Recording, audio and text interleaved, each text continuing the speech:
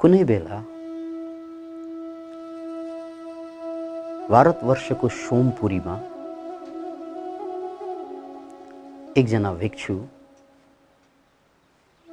गुरुको दीक्षा पाएर हे वज्रमण्डलको 12 वर्ष निरन्तर साधना गर्दै थिए।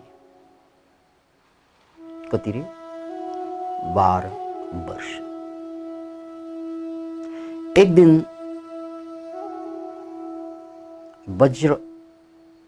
हे वज्र मण्डल उनको अगाडि जस्ताको तस्तै झललल 3 डिमेन्सनमा प्रकट भयो। 12 वर्षको साधनापछि जुन मण्डलमा उनलाई उनका गुरु जालन्धरप्पाले दीक्षित गराएका थिए, आज फलीभूत भएको देखियो। उनको रोम रोम पुलकित भयो, हर्षित भयो, किनकि 12 वर्षको साधना आज फलीभूत भएको अनुभूति भयो र उनी आनन्दित भए, आह्लादित भए, अहो भाव प्रकट भयो। आँखा खोलेर हेरे, सबै कुरा नौलो लाग्न थाल्यो र अब एकछिन अलिकति अगाडि घुमेर आउँछु भनेर के हिँड्न निस्केका थिए। उनले जहाँ जहाँ जमिन जुन जमिनमा टेके तस्किन थाल्यो। अचम्म, अघिसम्म एकदम आनन्दित भइरहेको मान्छे अब अचम्म, जहाँ जहाँ टेक्यो त्यो टस्किँदै थियो। हुँदा हुँदा ढुङ्गामा पाइला पर्दा ढुङ्गा टस्क्यो।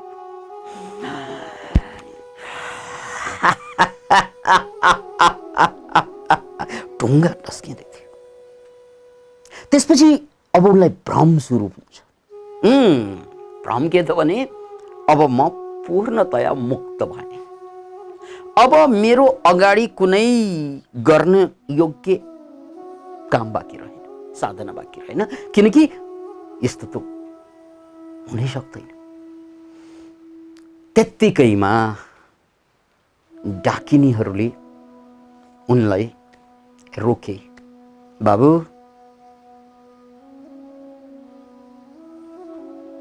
बाबु, बाबु, तिम्रो ज्ञानको यात्राको यो सुरुवात हो, अन्त्य होइन तिमी जसरी बुझिरहेका छौ भन्दैया छन् डाकिनीहरू अलब्बा। तर उनलाई के लाग्यो भने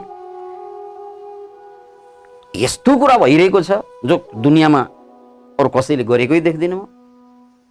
योभन्दा ठुलो ज्ञान के होला? अब ज्ञानी भइसकेँ म, त्यस्तो लागिरहेको थियो। भोलिपल्ट फेरि साधनापछि बाहिर आउँदा हिजो ढुङ्गा ढस्केको थियो। आज उनी जमिनभन्दा एक हात माथिबाट हिँडिरहेको थियो। अर्को चमत्कार, अर्को चमत्कार, अर्को चमत्कार।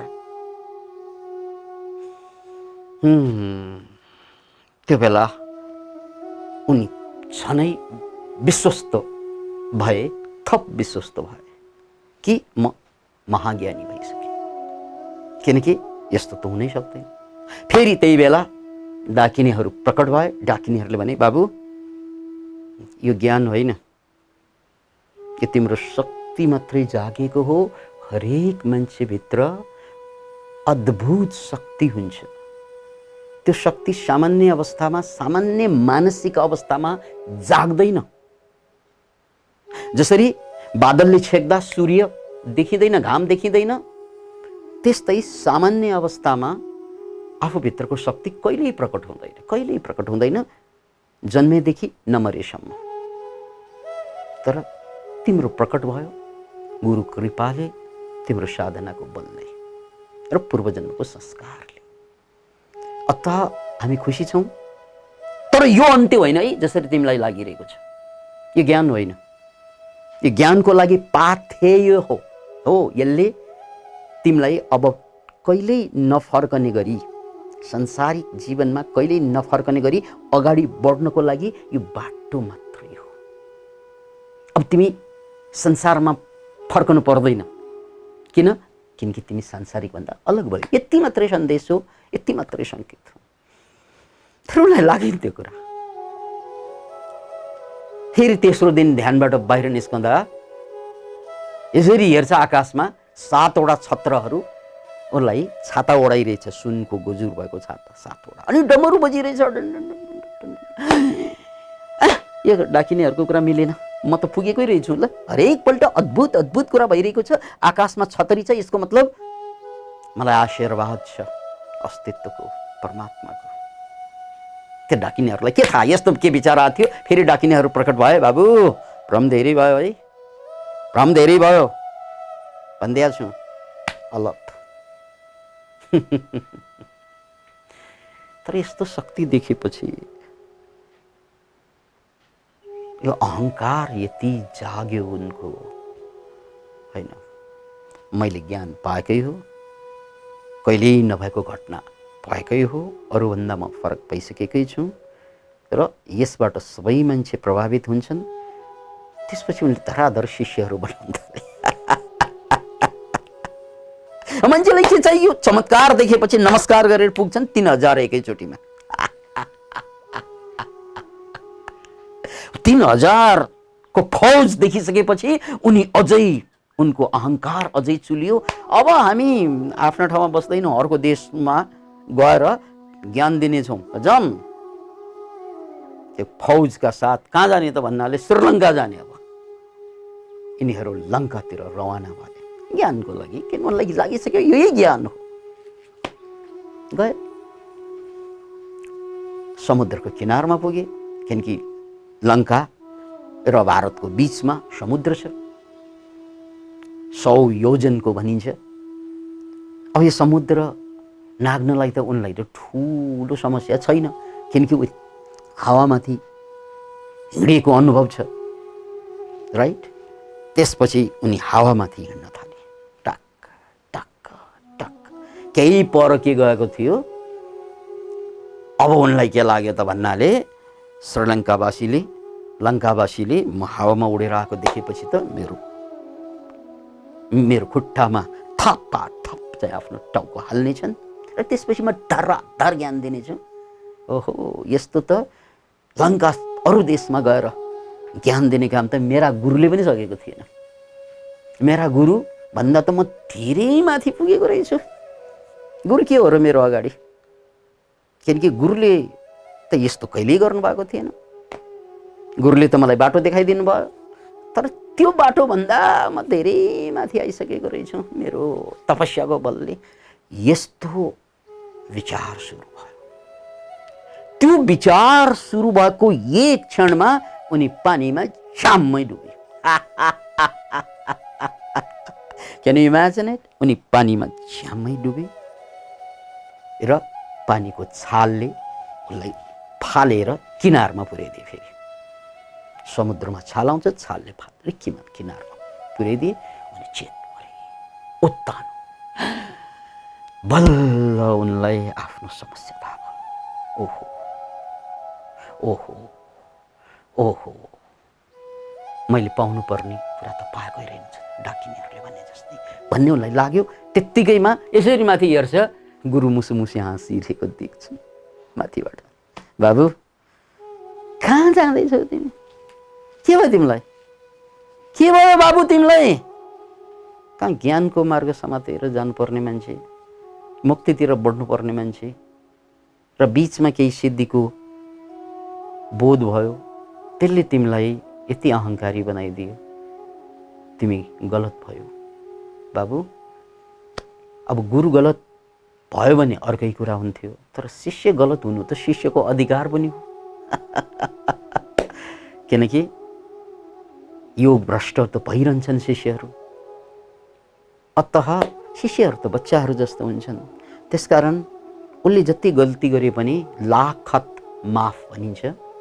गुरु त महाकरुणा, करुणा सिन्धु। त्यसकारण गुरुले फेरि भने, बाबु मैले त शरीर छोडिसकेँ, त्यसकारण तिमीलाई सशरीर म सहयोग गर्न सक्दिनँ, तर म एउटा सन्देश छोड्छु तिमीलाई। यहाँबाट अब तिमी सिधै अर्को ठाउँमा जानु,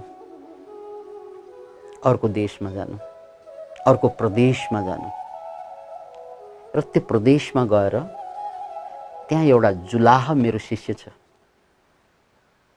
हो त्यसलाई भेट्नु।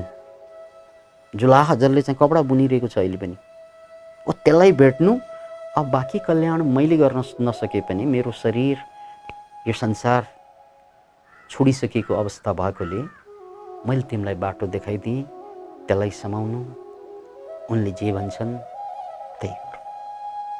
अब उनले चिट खाइसकेको छ, आफ्ना शिष्यहरूको अगाडि चाहिँ सुपर बेइज्जत भइसकेको छ। उनको सुपर बेइज्जती भोगिसकेकाले उनी आफ्ना शिष्यसहित फेरि गुरुले बताउनु भएको प्रदेशतिर लागे। जाँदा जाँदा जाँदा जाँदा जाँदा 100 योजन जति माथि पुगिसकेपछि त्यो ठाउँ भेट्टाए जहाँ गुरुले भन्नुभयो। र त्यो बस्ती यस्तो रहेछ जहाँ बुनकरहरू मात्रै बस्थे, सबैले तान बुनिरहेको बुनकरहरूको बस्ती या जुलाहाहरूको बस्ती। अवसाद गुरुले भन्नुभएको हो, त्यो कपडा बुन्ने, त्यो मुक्तात्मा, त्यो ज्ञानी आत्मा मैले खोज्नुपर्ने। कसरी खोज्नेवाला अब भनेर हेर्दै हेर्दै त्यो कपडा बुनिरहेका मान्छेलाई हेर्दै हेर्दै जाँदा त्यो ताना बाना बुन्दाखेरि कपडाका धागाहरू बेला बेला चुडिन्छन्। तर एउटा बुनकरको यस्तो चमत्कार भइरहेको थियो जसको चाहिँ तान चाहिँ चलाउँदा ट्याकटुक चलाउँदा ताना बाना चुडिन्थ्यो। त्यो चुड्दाखेरि हातले जोड्नु पर्ने, त्यहाँ हातले जोड्नु पर्दैन थियो, आफै जोडिन्थ्यो के। चुडिन्छ अनि आफै आएर टक्क जोडिने, गाँठै नदेखिकन जोडिने। त्यो देखेपछि अब उनी पनि चमत्कारिक सिद्धि हासिल गरिसकेकै मान्छे हुन्। त्यसकारण उनलाई बुझ्नलाई गाह्रो भएन, यही हुन् गुरुले भन्नुभएको जुलाहा, यही हुन्। र उनलाई नमस्कार गरे, खुट्टा समाते र भने, गुरुदेव मेरा गुरुले हजुरलाई हजुर कहाँ पठाउनु भएको छ। मेरा गुरुदेव अहिले सशरीर हुनुहुन्न, त्यसकारण मुक्तिको लागि सशरीर भएको गुरुको आवश्यकता पर्छ। त्यसकारण गुरुको करुणा स्वरूप म यहाँ पुगेको छु। अब हजुरले मलाई चाहिँ अगाडिको मार्गदर्शन गर्नुपर्छ। अब यो मुक्त पुरुष, त्यसकारण उनलाई परचित्त ज्ञान थियो, यो मान्छेको मनभित्र के चलिरहेको राम्रै थाहा थियो। उनले भने, ल जाम त्यसो भए यो छोडिदिनुहोस्, कपडा बुन्ने काम हो आफै भइरहन्छ, ल जाम। उनलाई लगे, शिष्यहरूलाई त्यहीँ छोडेर 3000 शिष्य त उनको थियो नै। अनि जाँदा जाँदा श्मशान घाटमा पुर्याइएछ। श्मशान घाटमा पुगिसकेपछि त्यहाँ एउटा लास देख्छन्। अनि अब यो गुरुले, यो जुलाहा गुरुले भन्छन्, बाबु त्यो छ नि अगाडिको लास देखिरहेका छौ? देखिरहेको छु गुरुदेव। यसलाई खान सक्छौ तिमी? यसलाई खान सक्छौ? यसलाई खान सक्छौ? खान सक्छु। सक्छु। म कमताको साधक त होइन, 12 वर्ष साधना गरेको, त्यसकारण म खान सक्छु यसलाई, किनकि मैले सिद्धि पनि थरीथरीको हासिल गरेकै हो। ल खाऊ त बाबु। यहाँनिर मैले यो शिष्यको नाम खुलाइदिन्छु। उनको नाम कन्हप्पा भनेर चिनिन्छ। संस्कृत नाम हो कृष्णाचार्यपाद र यो 84 सिद्धको परम्परामा यिनलाई कन्हप्पा भनेर चिनिन्छ। र कन्हप्पाले गएर छुरा निकाले, काटे र मासु खान थाले। अनि गुरुले आएर भने, पक्नु यसरी मासु खानु हुँदैन, यसरी खाने होइन, यसरी खाने तरिका होइन। कसरी खाने? किनकि लास को मासु खाने आँट छ र भनेर सोध्नुभयो होइन हजुरले? त मैले देखाइदिएको नि हजुरलाई, सक्छु हो। मलाई त्यो घृणा सिर्ना लाग्दैन कि त म त साधक हुँ, 12 वर्ष साधना गरेको, हरेक पल्ट भनिन्छ 12 वर्ष साधना गरेको। अरे हरेक यो डुब्ने मान्छेलाई अभिमान हुँदो रहेछ। लेने को सतनाम है, देने को अन्नदान, तैरने को दीनता, डुबन को अभिमान। सन्त कबीर। यो डुब्ने मान्छे जहिले पनि अभिमान बोकेर हिँड्छन् र जो मान्छे पौडी खेल्न लिएर पार जान्छन् उसको एउटा गजबको स्वभाव हुन्छ विनम्रता। याद राख्नुहोस्, यो विनम्रता साधकको सबभन्दा ठुलो विभूषण हो, गहना हो। अब यो त सिद्ध प्राप्त भएको साधक हो, कहाँ विनम्रता हुनु? ऊ त भित्रैदेखि उसँग इतिहास छ, 12 वर्ष गरेको, हरेक पल्ट 12 भन्दै थियो। ल अब तपाईँ नै देखाउनुहोस् न गुरुदेव, कसरी खाने तरिका त यही हो। मैले आँट गरेर देखाइदिएँ, हजुरले चित्त बुझेन यतिले, किनकि उसलाई अझै लागिरहेको छ योभन्दा त मै धेरै ठुलो रहेछु, अब गुरुले यहाँ पठाइदिनु भयो। त्यसपछि यो जुलाहा साधक, अब साधक होइन त्यो सिद्ध थियो, महासिद्ध। उनले एकै क्षणमा आफूलाई श्यालको रूपमा प्रकट गरिदिए। Can you imagine? खतरनाक श्याल। त्यसपछि झस्के कनपा। श्यालले त मान्छेको लास खानु ठुलो कुरा हो। त्यसमा त अन्यथा शब्द पनि लाग्दैन। मान्छेले मान्छेको मासु खायो भने अन्यथा शब्द लाग्छ, श्यालले खायो भने अन्यथा लाग्छ।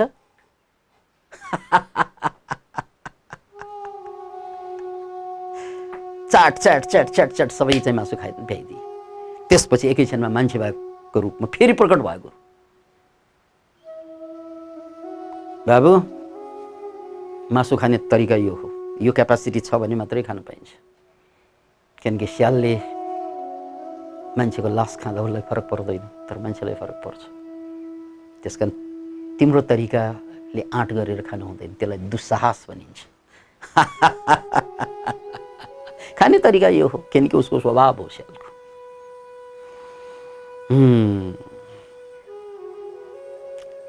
मलाई घृणा लाग्दैन भन्दै थियो होइन तिमीले? अब एउटा अर्को परीक्षा लिन्छ है त बाबु। त्यत्तिकैमा चाहिँ मलद्वारतिर हात लगाए जुलाहा गुरुले, एकै क्षणमा दिशा गरे, च्याट्ट दिशा निकाले। बाबु ल यो खा। तिमीलाई केही चिजको घृणा छैन? मैले सबै मान्छेको उथल पुथललाई, राम्रो नराम्रोलाई, तल माथिलाई, यो द्वैतलाई जितिसके भन्ने साह्रै लागिरहेको छ नि है। खाएर हेर त, दुनियाँमा सबै कुरालाई जितिसके भनेको होइन। अल्लाह तेरो मनलाई जितेर हेर, यसलाई जितेर हेर्नु त। कृष्णपाद, आचार्य कृष्णपाद, उनी त आचार्य हुन्। नाक खुम्चिन्छ, दिशा भन्ना साथ कसरी खाने? उसलाई आँट आउँदैन, अनि उनी पछाडि हट्छन्। नै, यति त म गर्न सक्दिनँ। जान जानिस् त डुङडुङ त्यो गनाको दिशा कि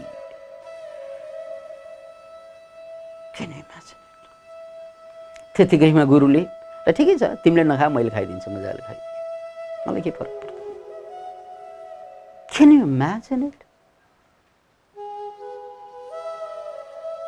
त्यसपछि गुरुले बताउनु भएको अर्को गुरु, उनले भने बाबु तिम्रो साधना पुगेको छैन, तिमीले आफूलाई जसरी सोच्यौ त्यो तिमी हुँदै होइनौ। ओ मैले देखाइदिएँ, तिमी होइनौ, न तिम्रो सिद्धिको त्यो लेभल छ। किनकि तिमीले चाहिँ मान्छेको मासु त खान सकेनौ, त्यसकारण तिम्रो सिद्धि पनि कमजोर छ। सिद्धि पाएको हो तर कमजोर सिद्धि पायो, याद राख्नुहोस्। र तिमीले संसारलाई जिते भन्यो, तिमी आफूलाई नै जित्न सकेको छैन, किनकि तिमीमा घृणा अझै बाँकी छ। यो राम्रो, यो नराम्रो। उसले दिशा सुँगुरले दिशा खाइदिन्छ मजाले, उसलाई केही फरक पर्दैन। तिमीले त खान सकेन किनकि तिमी आफूलाई मुक्त मान्छौ। मुक्त भनेको के? आफूबाट मुक्ति। कसैले सोध्यो तपाईँलाई के हो मुक्ति भनेर, जवाफ यही हुन्छ, to be free from oneself, आफ्नै मनको बन्धनबाट मुक्त हो। तिमी त मनको बन्धनभित्र फँसेको चरा नहो, मनको पिंजडामा कैद चरा नहो। त्यसकारण तिम्रा गुरु कृष्णपाद, उनी मेरा पनि गुरु हुन्। उनले तिमीलाई यहाँ पठाउनुको कारण के हो? किनकि तिम्रो साधना पुगेको छैन बाबु। हे वज्रमण्डल, तिमीलाई दर्शन भयो, त्यो काफी हुँदैन। किनकि जुन दर्शन हुन्छ आँखा चिम्लिएर, त्यो पनि मनकै स्वभाव हो र ज्ञान त्यो मनबाट पर छ। त्यसकारण ध्यानीले ध्यान गर्दा कुनै भगवान प्रकट हुनु, त्यो भनेको एक चरण तपाईँ माथि गएको मात्रै हो, तर तपाईँ अझै माथि पुगेको होइन, यो बीचमा अल्मलिन्छ। त्यसकारण कति साधकले भन्छन् नि, मैले चाहिँ भगवानसँग कुरा गरेँ, भगवानलाई देखेँ। ठिक छ, तपाईँ एक चरण माथि जानुभएको हो, तर तपाईँ भुल भुलैयामा हुनुहुन्छ। किनकि मुक्ति त्यसभन्दा पर छ। मुक्ति त्यसभन्दा पर छ जहाँ कुनै कुनै कुनै चित्र हुँदैन, शब्द हुँदैन। अर्को शब्दमा भनौँ, आफू पनि हुँदैन। त्यो बेला अस्तित्व र व्यक्तित्व एक हुन्छ। त्यसैलाई योग भनिन्छ। तिमीमाथि योग घटेको छैन। त्यसैले जाऊ, अझै साधनाको लागि मानसिकता तयार गरेर आऊ। साधनाको लागि 12 वर्ष त्यतिकै बिताइसकेँ, 3-3 हजार शिष्य बनाइसकेँ। अब साधना फेरि सोचौँला। हेरौँ, अहिलेलाई बिदा दिनुहोस्, सोचौँला। किनकि उनको अहङ्कार कन्भिन्स भयो। अब हेर्नुहोस्, अब यो कथा तपाईँले सोचे जस्तो सिधा सिधा छैन। सायद तपाईँले यही सोचिरहनु भएको होला, यही बेला उनले गुरुको खुट्टा समात्छ अनि उनी मुक्तिको यात्रातिर जान्छ, उनी मुक्त हुन्छ। हुँदैन भाइ, हामी तपाईँले सोचे जस्तो सबै कथा त्यस्तो भइदिएको भए के पो रमाइलो हुन्छ फेरि कथा सुन्नु यस्तै यस्तै। यो कथाको ट्विस्ट एन्ड टर्न अलगै छ। त्यसपछि उनी समधोकर भन्ने ठाउँमा जान्छन् आफ्ना शिष्यहरूलाई लिएर। ठिक छ, जाउँ अब अर्कै ठाउँमा जाउँ। किनकि शिष्यहरू पनि अन्धभक्त भएर गुरुको पछि लागिरहेकै थिए। कतिले छोड्यो होला, कति त लागिरहेकै छ। अब शिष्य पछाडि देखिसकेपछि गुरुदङ्ग फेरि, म त ठुलै मान्छे, म त पुगेकै जस्तो। आफू नपुगे पनि शिष्यको आँखामा त पुगेकै भगवान भनेर दिनदिनै ढोग्छन्, खुट्टै समाइदिन्छन्। अनि यस्ता भक्तको कारणले गर्दा यो मान्छे आफूलाई भगवान ठानेर बस्नु के ठुलो कुरा हो र? मक्ख परेर ढोग्यो के तिम्रो जय होस्। आफ्नै जय भएको छैन, तिम्रो जय होस्। यार, यो भ्रम कतिपय यी गुरु बनाउँदाहरूलाई, यी आचार्यहरूलाई हुन्छ। तर यो कहानी अद्भुत किन त भन्नाले यस्तै भड्केका गुरुहरूको कहानी हो, भड्केको साधकको कहानी होइन। उनी साधक पनि हुन् गुरुको नजरमा, तर उनी गुरु हुन् शिष्यको नजरमा। त्यसकारण यो भड्केका गुरुहरूको कहानी हो। त्यसपछि उनी समधोकर भन्ने ठाउँमा जाँदै गर्दा जाँदा जाँदा जाँदा बिचमा जङ्गल जङ्गल जङ्गल पढ्दै गयो। भोक एकपछि अर्को दिन खान नपाएपछि सारा शिष्यहरू भोकाए। गुरुदेव खान पर्यो, खान पर्यो, खान पर्यो, केही त खान पर्यो। जाँदा जाँदा एउटा वनमा पुग्छ। कस्तो वन भन्नाले जहाँ जम्बु फल भनेको छ। जम्बु भनेको सम्भवतः यो जामुन हो, कालो जामुन। त्यो लतरम्म फलेको चाहिँ जङ्गलमा चाहिँ पुग्छन्। तर त्यो जङ्गलमा एकजना महिलाले त्यसलाई रखवाली, एकजना बुढियाले चाहिँ रखवाली गरेर बसेकी। अनि गएर माग्छन्, बुढियामा यो हाम्रो धेरै 3000 जति शिष्यहरू छन् यहाँ, यिनीहरूलाई चाहिँ यो अलि चाहिँ टिपेर दिनु पर्यो हामीसँग। हामी त जोगी हौँ, हामी त साधु हौँ, भिक्षुक हौँ, पैसा सैसा तिर्न सक्दैन, केही दिन सक्दैन, हजुरलाई दिनु पर्यो यस्तो मेहनत गरेर लगाएको हामीले त्यतिकै त्यो 3-3 हजारलाई एकजनालाई दिने हो त्यो? सकिँदैन, सकिँदैन बाबु, सकिँदैन। त्यसो भन्नासाथ अब यो गुरुको रिस उठ्छ भित्रबाट, यो गुरुको, यो सो कल्ड गुरुको। न न न न तिमीले मलाई चिनेकै छैन बुढी, बुढिया तिमीले मलाई चिनेकै छैन, म त सिद्धि सम्पन्न मान्छे हुँ, तिमीले चिनेकै छैन, दिन भ्यादिउन्। बाबु दिन सक्दैन हो। हो अब उनले आफ्नो सिद्धि बल प्रयोग गरेर यसरी आँखाले हेर्छन्, सारा फल झर्न थाल्छ। अब तपाईँलाई कस्तो लागिरहेको छ यो कथा सुनिरहँदाखेरि? अब के त्यो बुढियाले देलान्? त्यहाँ खसिसके सबै। बुढिया त अचम्म भएर खुट्टा समातेर हजुर लैजानुहोस् भन्दो होला, होइन र? होइन होइन मित्र, होइन होइन, त्यस्तो छैन यो कथा। हामीले सोचे जस्तो सिधा छैन यो, बाङ्गोटिङ्गो छ कथा।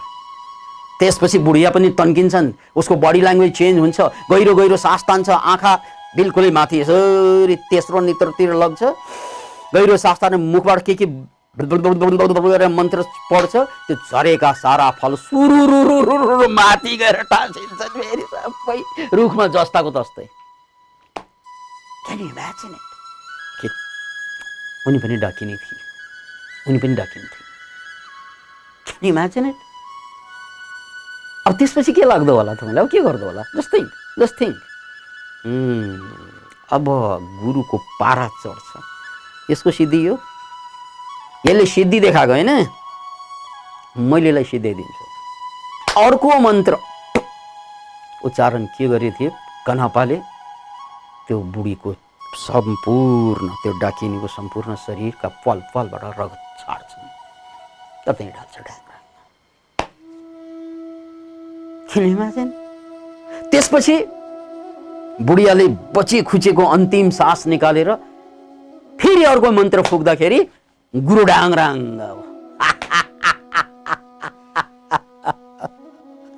गुरु डल्छ, पुरा शरीरबाट रगत छाडी 7 दिन रगत बग्या, कुनै जडीबुटी, कुनै आफ्नो मन्त्रबल, केही चिजले पनि काम गरेन। 7 दिन बल्ल लाइफको अन्तिम भागमा, यो 7 दिनको पीडाको पराकाष्ठामा रियलाइजेसन यहाँबाट सुरु हुन्छ उसलाई। ओहो, जे भयो गल्ती भयो। किनकि सुरुदेखि मलाई चेताएको, कहिले गुरुले चेताउनु भयो, कहिले डाकिनीले चेताउनु भयो, फेरि गुरुको अर्को शिष्य जो मेरो गुरु भाइ अथवा मलाई सिकाउँदा गुरु भए उनले पनि चेताएका, तर मेरो अहङ्कारले कहिल्यै बुझेन। र आज यो डाकिनीसँग पाला पर्यो हालत थियो। यो सबै अहङ्कारको, गुरुवचनलाई उल्लङ्घन गर्नु, गुरुवचनलाई उल्लङ्घन गर्नु। याद राख्नु शब्द, मन्त्रमूलम गुरुर्वाक्यम मोक्षमूलम गुरुर्कृपा। यानी गुरुको वचन मन्त्र सरह हुन्छ, त्यसलाई काट्न मिल्दैन यदि तिमी शिष्य हो भने। यही सन्देश हर तरफ गुन्जिन्छ अध्यात्ममा। तर शिष्यहरूको संस्कार र अहङ्कारको कारणले यस्ता घटना घटिरहन्छन् र यो एउटा उदाहरण, प्रतिनिधि घटना हो। र त्यो मर्ने काल अगाडि देखेपछि पल्लोलाई रियलाइज हुन्छ यो पनि अर्को सन्देश। जो मान्छे सिधा बाटोबाट ज्ञान प्राप्त गर्दैन, उनलाई ज्ञान प्राप्त गराउने यदि प्यास बाँकी छ भने त्यो पीडाले गराइदिन्छ, दर्दले गराइदिन्छ, अवस्थाले गराइदिन्छ, समयले गराइदिन्छ। यसको हालत अब यिनी 7 दिन तडपिसकेका छन्, रगत बगै छ, उनले देखिरहेको छ। अब उसलाई थाहा भयो अब म बाँच्दिनँ। र त्यसपछि बल्ल उनको अहङ्कार समाप्त हुन्छ र त्यो अहङ्कारको समाप्तिसँगै अन्तिम समयमा बोध जाग्छ उनलाई। र शिष्यहरू थिए अगाडि, र शिष्यहरूलाई उपदेश यो अन्तिम उपदेश। त्योभन्दा अगाडि चाहिँ खालि शिष्यहरूलाई चमत्कार देखाएर प्रभावित गरेका थिए। उपदेश कहिल्यै दिन सकेको थिएन, किनकि उनी त्यो हैसियतको मान्छे थिएन। उनले जे भनिरहेका थिए शास्त्रमा लेखेका कुरा, पुरानै कुरा दोहोऱ्याउँदै थिए। याद राख्नुहोस्, जब गुरुमा गुरुत्व जाग्छ त कुरा पनि सत्य पुरानै भए पनि भन्ने तरिका, उदाहरण, प्रस्तुति सबै नौलो भएर आइदिन्छ। र त्यो कुरा उनमा अन्त्यमा घटे र यही मृत्युशय्यामा पुग्दा पुग्दै बल्ल उनी मुक्ति भयो। त्यसकारण उनको नाम 84 सिद्धमा कनपाको नाउँमा चिनिन्छ। तर एउटा अद्भुत कथा जसले साधकहरू बेला बेला गुरु बनिदिन्छन्, भट्किदिन्छन् र त्यसको परिणाम कसरी भोग्छन् भन्ने उदाहरण यसमा छ।